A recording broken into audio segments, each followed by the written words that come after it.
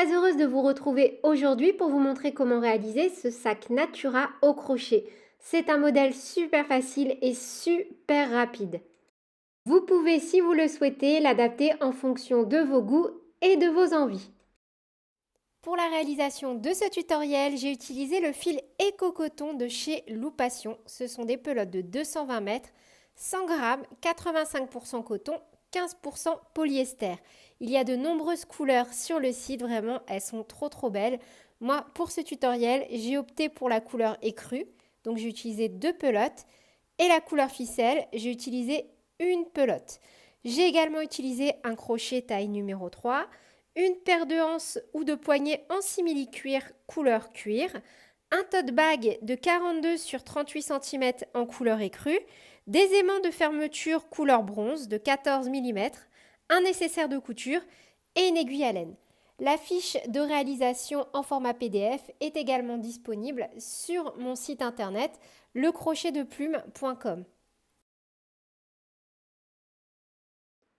N'hésitez pas à me dire en commentaire quelles sont les prochaines vidéos que vous souhaitez que je fasse sur ma chaîne et bien sûr à me rejoindre sur mes différents réseaux sociaux, Instagram, Facebook, TikTok ou encore sur mon site internet pour retrouver l'intégralité de mes tutoriels en version vidéo et PDF.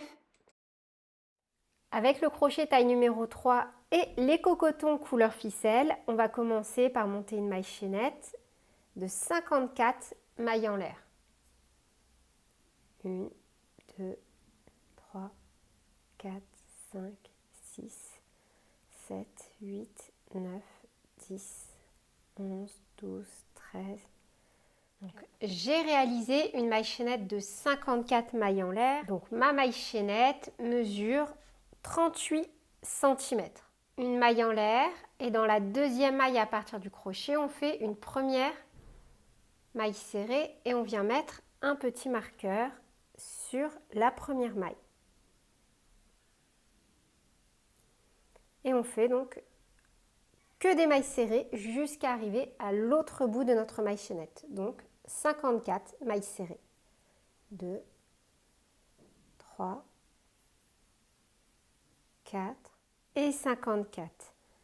On fait une maille serrée supplémentaire. Donc dans la dernière, on fait deux mailles serrées. Puis on va repartir de l'autre côté de notre maille chaînette et on commence donc toujours dans la même maille avec une maille serrée. Donc au total, on aura fait 3 mailles serrées ici, dans la dernière maille. Et on fera exactement la même chose de l'autre côté. On fera 2 mailles serrées supplémentaires pour avoir un total de 3 mailles serrées. Donc là, on repart donc sur un rang complet de mailles serrées. Et 54. Et de nouveau, donc dans la dernière, qui est la première de la maille chaînette initiale, on fait encore une maille serrée. Au total, on doit avoir dans la maille, sur notre maille chaînette, dans la première et la dernière maille, on doit avoir à chaque fois 3 mailles serrées. Là, on ferme par une maille coulée, on tire sur la boucle, on passe le crochet derrière et on ramène la boucle à l'intérieur. Ça, c'est pour avoir de jolies finitions. On retire notre petit marqueur et directement dans cette configuration, dans la première maille, on fait, en piquant dans les 2 brins, une maille serrée. Et on va faire un tour complet de mailles serrées. Normalement, on doit avoir un total de 110 mailles serrées à venir travailler. Donc 1, 2, 3, 4 et 110. Une maille coulée à l'emplacement du marqueur. De nouveau, on va ramener la boucle derrière. On glisse le crochet, on passe la boucle.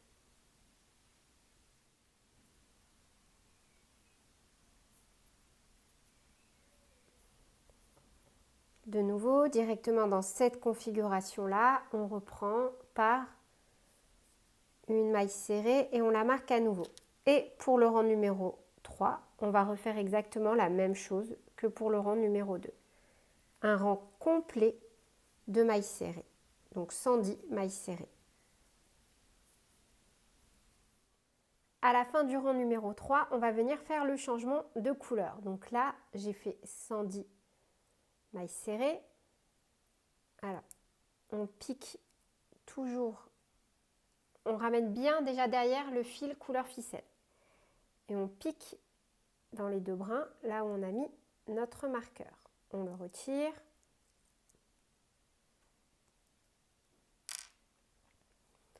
Et la maille coulée, pour clôturer le rang, je vais venir la faire avec mon fil écru. Donc un jeté et on passe dans les deux boucles. Toujours, je vous recommande de faire des petits nœuds. Donc là, on va laisser derrière le fil couleur ficelle. On le récupérera quand on viendra refaire un rang de mailles serrées. Donc là où on a fait notre maille coulée, au même endroit, on va venir faire une bride. Donc on fait une maille serrée, une maille en l'air qui compte comme notre première bride. Et on vient mettre notre petit marqueur sur la maille en l'air, comme ceci. Et on fait un rang complet de brides. Donc on va venir faire 110 brides.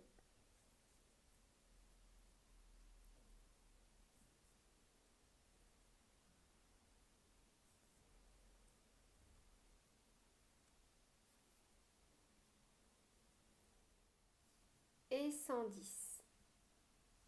Donc de la même façon, et on fera à chaque fois la même chose pour clôturer un rang. On vient faire une maille coulée, mais avec notre autre fil. Donc là, on a fait une maille serrée, une maille en l'air. On pique dans les deux brins de la maille en l'air. On met en arrière notre fil beige. On récupère notre autre couleur et on fait une maille coulée. Voilà. N'hésitez vraiment pas à vous servir du petit marqueur pour savoir exactement à chaque fois où débute le rang. Et là, on est reparti donc avec un rang de mailles serrées avec notre deuxième couleur. Donc là où notre fil dépasse, on fait une maille serrée,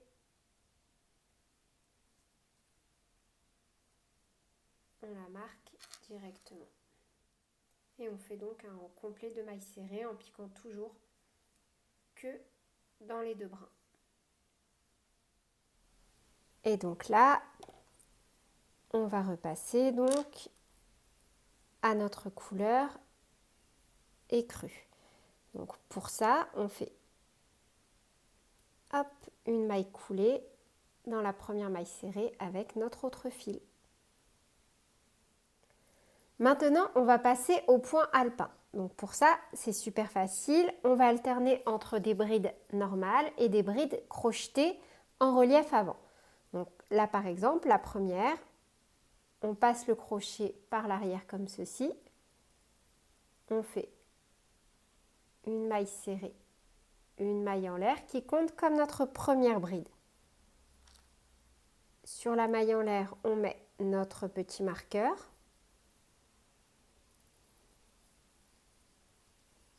Et on pique dans les deux brins de la maille serrée suivante.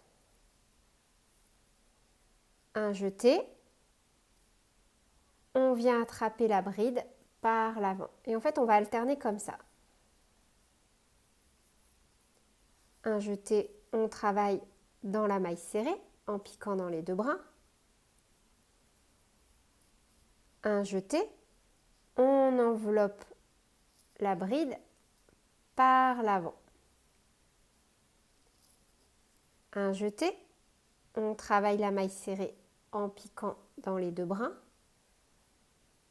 Un jeté, on enveloppe la bride par l'avant. Un jeté, on pique dans les deux brins. Un jeté, on enveloppe la bride par l'avant.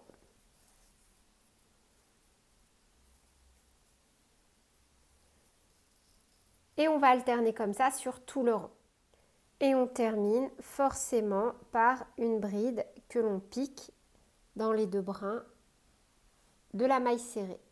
Vous voyez, vu qu'on a commencé par une bride en relief avant et qu'on a un nombre pair de mailles à travailler. Donc là, pour clôturer ce rang, on va venir donc piquer dans les 2 brins comme ceci et avec notre fil beige, enfin notre fil ficelle, pardon, faire une maille coulée. Donc maintenant, ce que l'on va faire, c'est qu'à chaque fois, on va continuer d'alterner, mais on fera toujours les mailles serrées avec la couleur ficelle. Donc, on enlève notre marqueur et là où notre fil dépasse derrière, on pique et on fait directement une maille serrée. On tire comme ceci et on vient marquer la première maille avec notre marqueur. Et on fait du coup un rang complet de mailles serrées. On fait 110 mailles serrées. Et 110. De nouveau, on retire notre petit marqueur et on vient faire notre maille coulée dans la première maille serrée. Donc on pique dans les 2 brins. On change de couleur. Un jeté. Et on va reprendre donc avec nos brides. Positionne le fil qu'on n'utilise pas en arrière. Donc là, on a notre fil qui dépasse. La bride en dessous, c'est une bride enveloppée. Donc, on va faire une bride normale pour commencer. Une maille serrée, une maille en l'air qui compte comme notre première bride et on remet notre petit marqueur. La bride suivante n'est pas enveloppée, donc un jeté, on vient l'envelopper par l'avant. C'est un point vraiment super facile à faire, hein. Si cette vidéo va trop vite pour vous au niveau de la réalisation du point, n'hésitez pas à aller dans la description de cette vidéo où vous allez trouver le pas à pas de ce point. Il est très très facile. Donc quand on a une bride enveloppée, on pique dans le rang de mailles serrées pour faire une bride normale. Et quand on a une bride normale, on vient l'envelopper.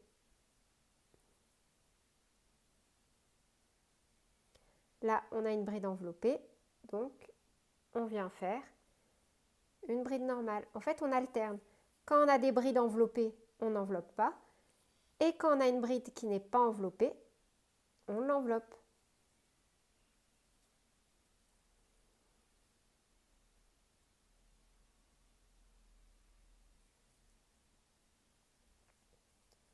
La bride n'est pas enveloppée, on l'enveloppe. Une bride normale.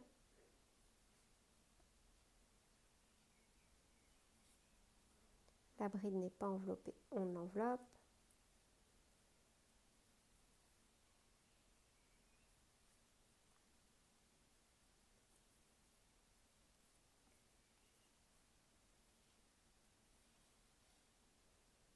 Et comme la dernière bride n'était pas enveloppée du rang de bride précédent, on vient donc terminer par une bride relief avant. On pique dans les 2 brins là où on a mis notre marqueur et avec l'autre couleur, on fait une maille coulée. Et pour le rang suivant, on repart sur un rang de mailles serrées complet. Et je vous propose qu'on se retrouve juste après le rang de mailles serrées pour débuter une dernière fois un rang avec les brides pour être sûr que vous ayez compris. Et de nouveau, on clôture le rang de mailles serrées, on pique dans les 2 brins, on prend notre autre fil et on fait une maille coulée.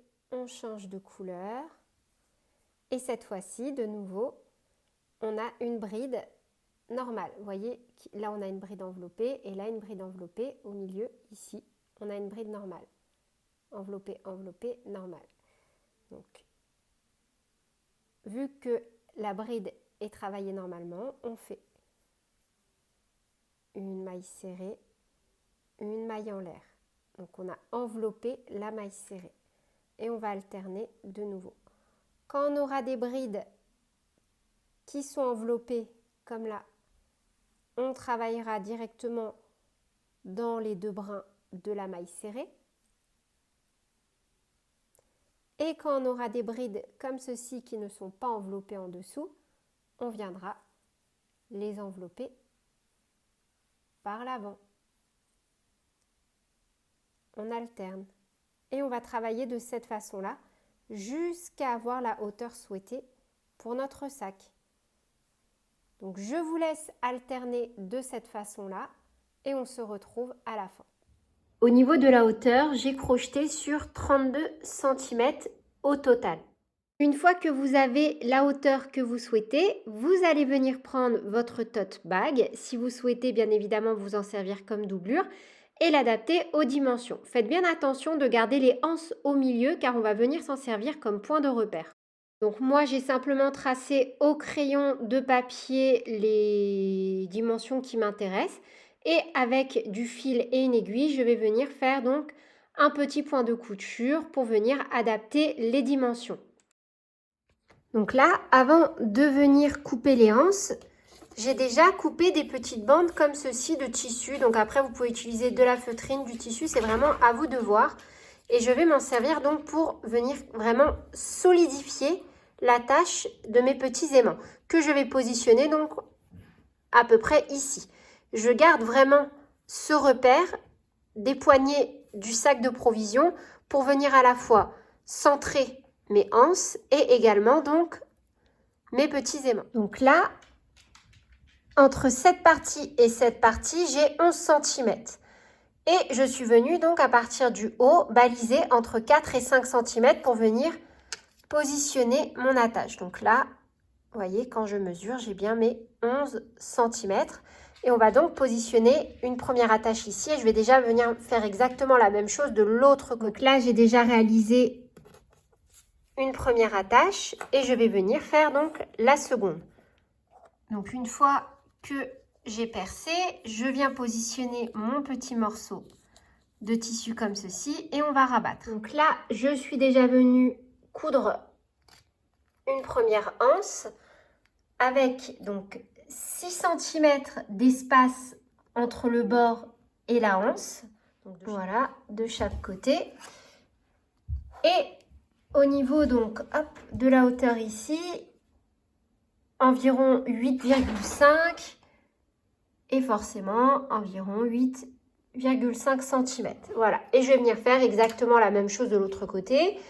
Et je me suis servi également de petits morceaux de tissu comme ça, juste pour être sûr, pour venir consolider mes coutures. Et maintenant, on va venir donc assembler avec la doublure. Après, la doublure, vraiment, c'est optionnel, hein. Il est pas super rigide, mais il a quand même une bonne tenue, hein, pour un sac. Vous n'êtes absolument pas obligé de mettre une doublure à l'intérieur. Donc moi, je vais en mettre une parce que forcément, avec mes anses, j'ai fait vraiment quelque chose de mastoc au niveau de la sécurité de mes coutures.